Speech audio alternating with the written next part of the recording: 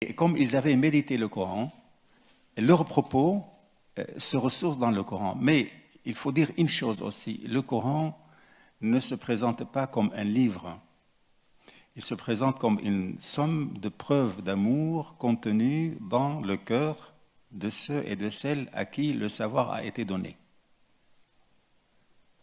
Et il faut aller jusque-là avant de s'engager. Parce qu'un engagement qui n'a pas trouvé ses racines dans la amana primordiale, c'est-à-dire ce que Dieu a confié à chaque femme, à chaque homme,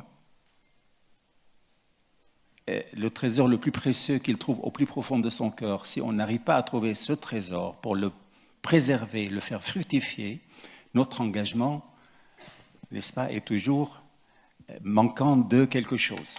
Et on peut faire les pires bêtises, mais même les pires catastrophes à l'échelle internationale, les totalitarismes, le marxisme qui a, hélas, moi je dis hélas parce que j'aurais souhaité qu'il réussisse, et les religions aussi. Et donc si on n'arrive pas à retrouver les racines,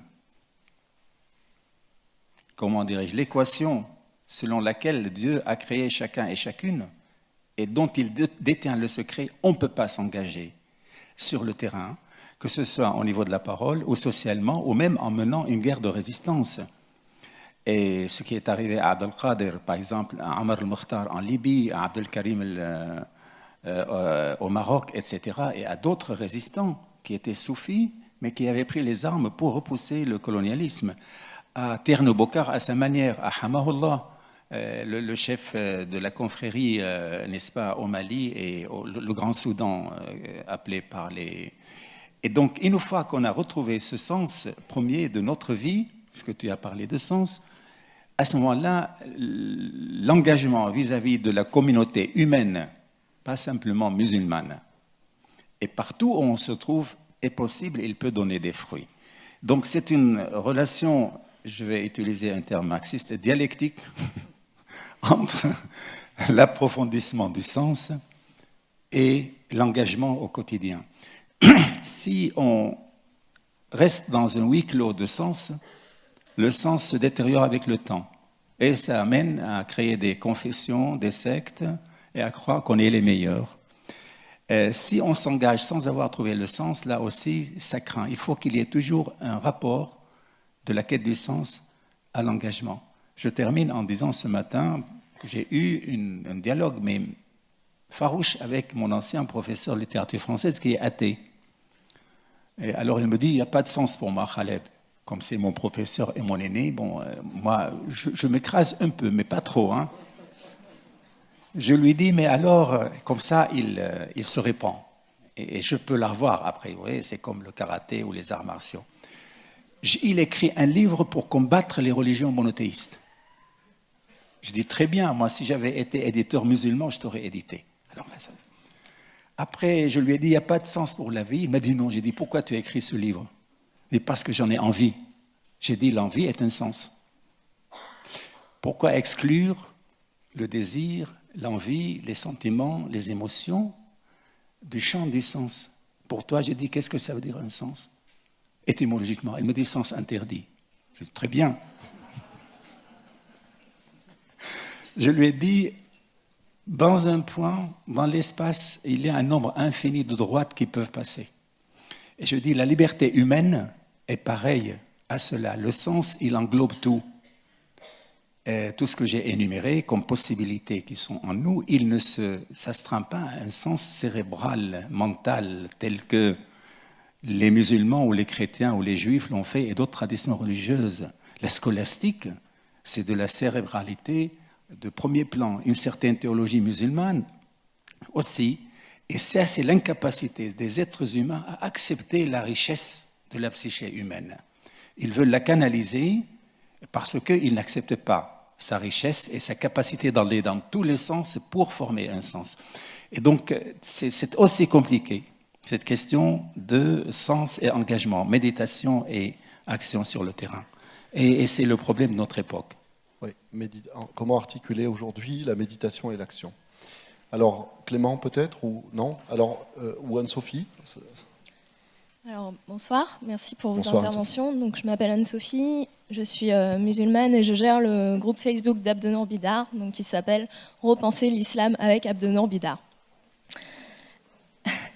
Alors, je pense que le soufisme, comme toutes les traditions mystiques des différentes religions, donne des clés par les enseignements de ses maîtres spirituels et des outils par les pratiques qu'elle va proposer pour atteindre justement la réalisation spirituelle, ce qu'a présenté Abdenour Bidar donc, au début de cette conférence.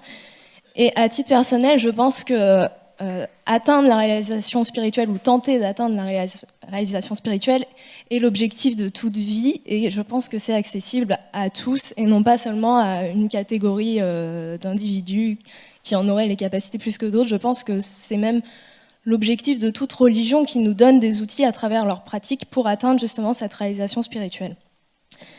Et à ce titre-là, je pense que les textes soufis, les sagesses soufis sont totalement universelles et atemporelles, puisque un texte soufi peut tout à fait faire évoluer spirituellement un musulman comme un non-musulman et peut parler à tous. Il n'y a pas forcément besoin d'être musulman pour cela.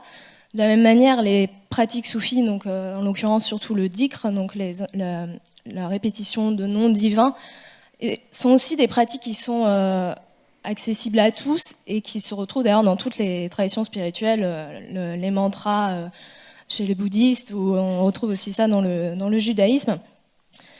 Et donc l'universalité, pour moi, elle est présente de par ces deux points-là.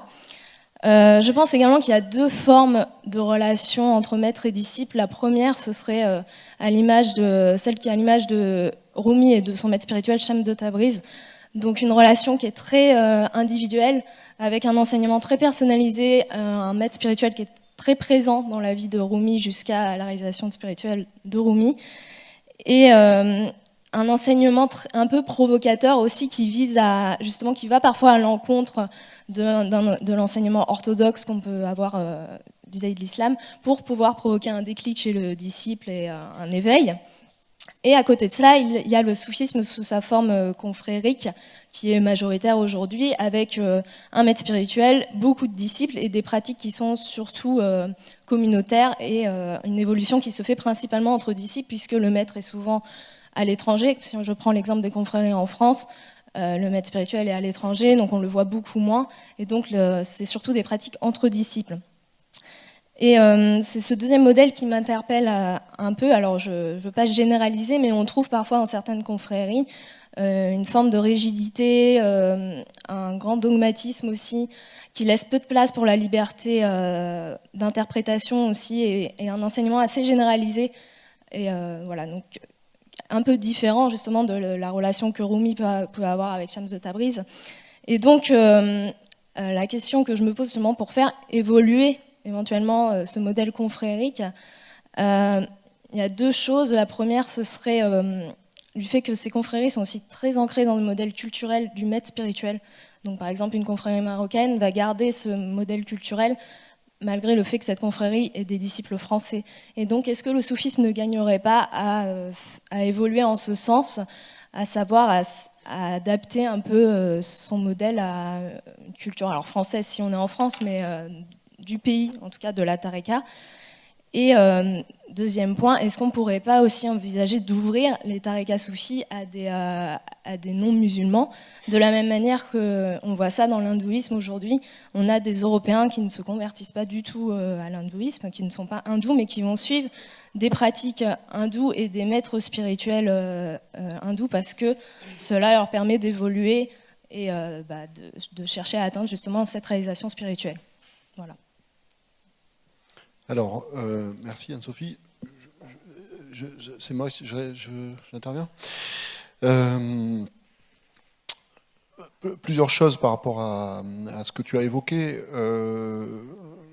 Tout d'abord, c'est vrai que lorsqu'on évoque, nous, les modernes, ou les fils des modernes, lorsqu'on évoque une relation maître-disciple, on ne peut pas s'empêcher d'avoir un petit mouvement de recul en se disant mais non, mais moi je suis un individu libre, je revendique le droit de penser par moi-même, je vois pas pourquoi je m'encombrerais d'un maître et je ne vois pas de quel droit quelqu'un deviendrait mon directeur de conscience.